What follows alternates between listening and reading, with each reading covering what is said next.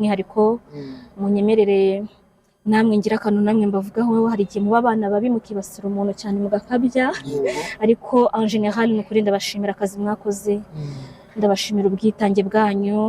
ndabashimira n'ukuri ko mwarampaye umwanya wo kuvuga ibyo mvuze bikumvikana murakoze cyane hanyuma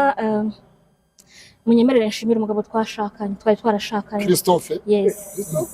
yes ndashaka kumushimira ndamushimira ibihe byiza bike twagiranye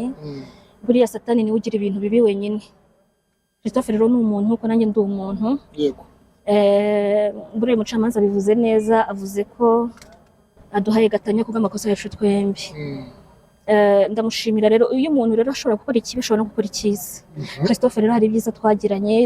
twabura ukwezi kumwe ngo twuzuze imyaka 11 dushyingiwe imyaka 11 yes so muri iyo myaka yose ntago namurindi muriraho itaka ndamushimira ari ibihe byiza twagiranye nkamwifuriza n'ishya n'ihirwe muri no rugendo rushya yego twembi tugiye gutangira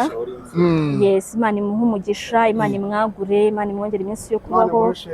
Imana yes ya umugore umukwiriye nawe guha umugabo ugukwiriye jewe by'abagabo pastor bubiretse ariko wambwiye ko ari byo uzamuzana yes ya ndamwifuriza rero ibyiza byose bituruka ku Mana ntabwo rero nasoza nanjye ubwanjye ntishimiye oya muremewe ndishimira ko ntajya nemera gupfa nta n'ubu uzapfa uzarama hari ibintu byinshi biba byakwica umuntu hari ibintu byinshi biba byasubiza umuntu inyuma ariko niyo bibaye ntabwo nemera ko bimperana yes ndishimira rero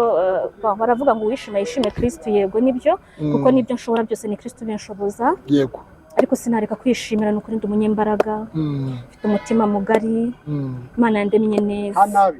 Imana yakuremye neza amen amen Imana yandemye neza ndayishimira rero nanjye nishimira wishimira uwitwa Jean Paul Nkundineza wamusabye gukora ikiganiro mwari mwarakoranye bitewe n'impamvu zimwe cyangwa izindi aravuga ngo ntacyo yakuraho ngo ribi zamwihamagarire wabyakiriye ute ibyo ni ishu ibwo sinzi iyo ntago ari ishu ntawe ujya kuvugaho kuko ifite inzego nyine ziyireba ziyishinzwe yego ubwo hari ukundi kuntu nibiba ngombwa ko bikemuka hari ubundi buryo bizakemukamo njyewe ntazi ntavuga ahangaha kano kanya murakoze tugushimire cyane